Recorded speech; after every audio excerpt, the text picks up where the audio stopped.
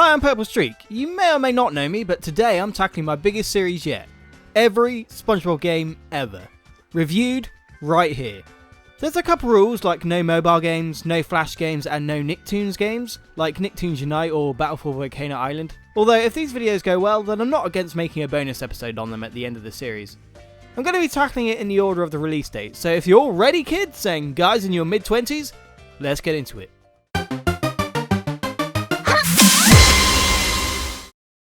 So this is the introduction to the series, where I should be explaining to you what Spongebob it is, but let's be real, there isn't a person alive that doesn't know Spongebob. Especially when Spongebob merch is so prevalent you can't even check your temperature without the theme song playing, so I'll skip straight to the games. THQ were the lucky ducks to acquire the Spongebob license first and spread development of 3 Spongebob games across 3 different developers. All Games, Vicarious Visions and Climax Group. So I feel like this is as good a jumping off point as any. So the first ever Spongebob game to grace our world was Spongebob Squarepants Legend of the Lost Spatula by Vicarious Visions. A team trusted with a lot of licensed games over the years. Everyone remember that cult classic Spy Muppets Licensed to Croak? Yeah, they made that. So hopefully this game is just as good. Firstly, the character sprites are great.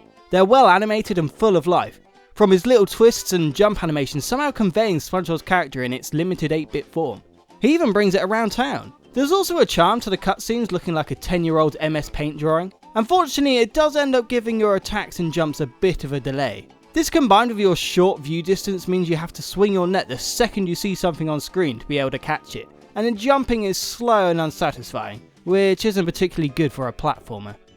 The game itself is rather uninspired really. It's a pretty basic platformer.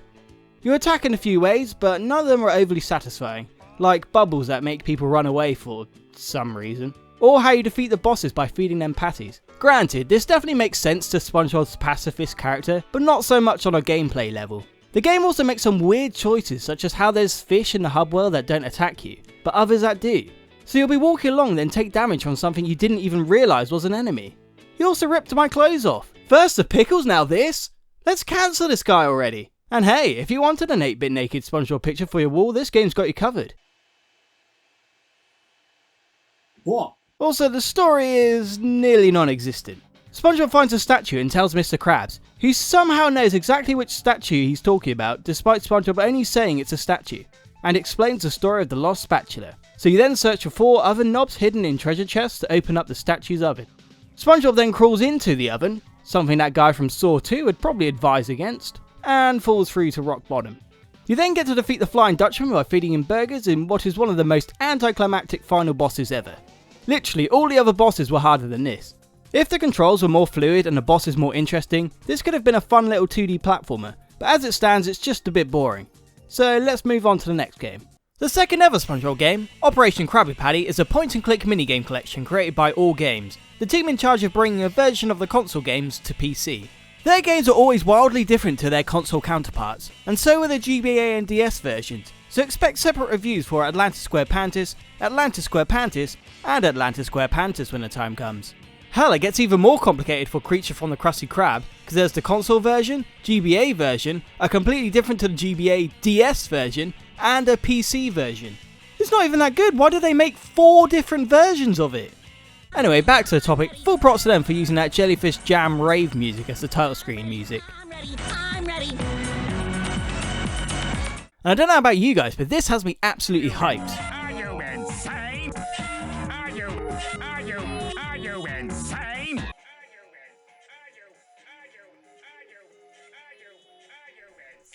So this game, no joke, is the funniest SpongeBob game I've ever played. I've played most SpongeBob games, but this one has sat on my shelf forever until I decided to make this video. And honestly, that may have been a sin on my part. This game combines its so bad it's laughable 3D models that make SpongeBob look like he's permanently high. I'll fly. Yeah, you will. And some of the best writing in a SpongeBob game. Usually these games are good for a laugh, as they try to replicate the humour of the show, but this excels itself and had me genuinely laughing at multiple points. Your pet Larry has been hidden somewhere in Bikini Bottom. You hid my cousin Larry? I mean Barry. Oh no, you hid Barry. Who's Barry?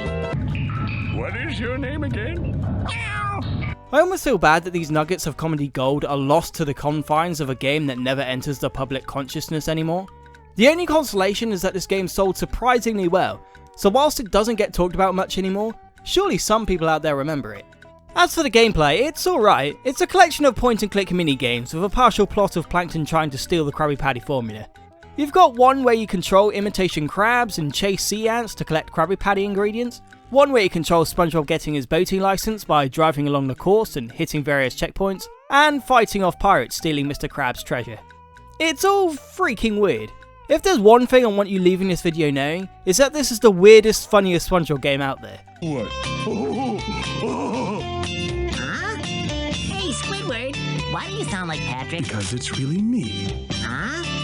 Hey, Patrick, why do you sound like Willy the Anchovy? Because it's really me! Huh? No, I'm really confused.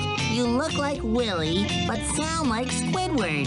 How did I get surrounded by such losers? Yikes!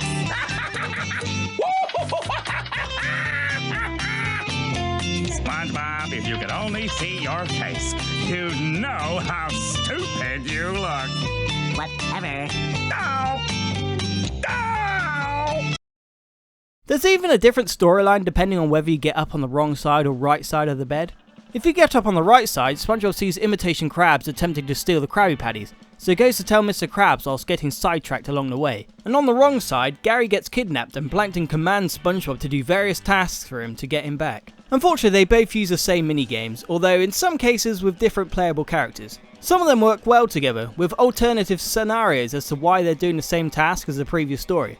But then there's points where I guess they didn't know how to tie the level and story together, like here where they just have SpongeBob Matrix transition to the next level, which admittedly is pretty funny. The gameplay varies from minigame to minigame. Some control really well and are quite fun, like the boating license level, but then there's some where the controls work against you, like the jellyfishing level. You point the mouse where you want your character to move, and use it to aim at the jellyfish, but because of this, it's very hard to actually aim without walking forward at the same time, making this a rather frustrating ordeal. I will say though, the addition of the Portuguese Man of War as a catchable enemy was a great idea. The level where you stop thieves from stealing Mr. Krabs' treasure is pretty fun as well, but for whatever reason it only counts towards your score if you stop them whilst they're carrying away treasure for some reason. So if you stop them early, you get no points. This results in you having to sit around waiting for them to actually steal something before stopping them, instead of how I was originally playing with just blasting everyone I saw before they had a chance. Seems counterintuitive. I love how in the credits of the game it shows that every character just plays themselves, so I guess no voice actors wanted to be credited for this. It's good to see Squidward was played by Squidward Tentacles and not Squidward Tortellini. I needed that clarification. Although I was curious to find out who voiced Mr. Krabs in this game, because he sounds closer to Jacksepticeye than Clancy Brown.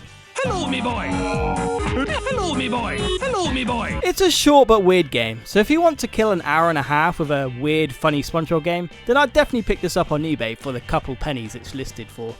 The next game I'm talking about is Spongebob Squarepants Supersponge. Released for the PlayStation by publishers THQ and developed by Climax Group, a name I wouldn't really associate with children's games, this game is very middle of the road. Whilst it's not the worst game on the list of SpongeBob games, it's not very enjoyable. It starts with a really groovy introduction to all the characters in case you're unfamiliar with them, and damn, this music had me hyped as a kid.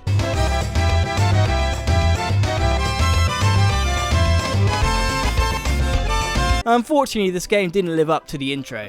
I do like the story, as you're essentially on a quest to get Patrick a Mermaid Man and Barnacle Boy autograph, but they keep sending SpongeBob on various errands to get rid of him and to benefit themselves, like when their TV breaks down, they send you to get tools to fix it, with each one being at the end of a level. The best part is that if you get a game over, you see Patrick in an empty room wondering why no one's at his party. I just love that. Where is everybody? SpongeBob! Squidward! Granted, they didn't quite convey the sadness in the animation that these lines did.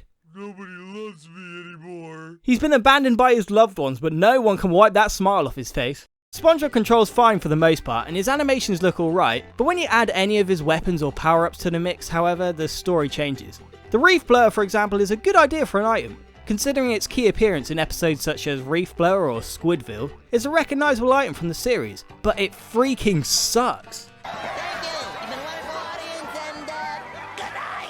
It makes SpongeBob a lot heavier, making jumps harder, and it feels very unresponsive.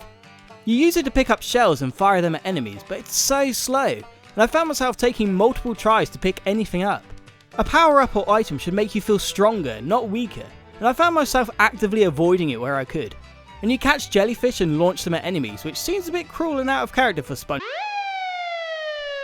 The levels are at least varied and set in locations from the show, and the level with Sandy's tree dome combines a recognisable location with a new mechanic where SpongeBob has to drop into a water pool periodically to prevent him drying up, creating a sense of tension that makes the level exciting. But a lot of these levels are quite boring and more playable than actually fun. Right, so because I plan on being thorough, I can't avoid talking about the GBA version of SpongeBob Super Sponge, created by Climax Group also. This game is a pretty faithful recreation of the PS1 game. The sprites are very similar, if not just compressed versions of the ones in the console game, and the levels, whilst having some aspects removed and changed, are very similar. There's even some improvements here. The reef blower, for example, works a lot better in this and is much less of a hindrance. The plot remains the same, and the abundance of health and health items means you can tank hits and blitz through the stages pretty fast. There's very little humour in either version of Super Sponge, or even that many references to the show, which is a real shame. And overall, I just didn't enjoy playing this all much. It feels much more like a platformer that could have been for any underwater based license, not necessarily SpongeBob. I mean, this slug? This weird triangular squid? None of the enemies have any relation to the show. I mean, this guy does, but then why is a random guy an enemy when he doesn't seem to be attacking me? Later SpongeBob games did a better job of creating SpongeBob-esque enemies, like the red dirty bubbles for example, but I'll get into that in a different video. So in summary, I wouldn't try this game, as even nostalgia didn't make this second playthrough of the game overly enjoyable. So there you have it, the first lot of SpongeBob games, with a ton more to come. Thanks for spending your time here. My next video will probably be something different so that my channel remains varied, but I promise I'll finish this series before I finish this channel. So, judging by the amount of SpongeBob games, I'll be around for a while. Special thanks to my Patreon Zil, Joseph the Electrician, and channel member Sanchi01. And if anyone else wants to go the extra mile in supporting my content, the links will be in the description below. Thanks for watching.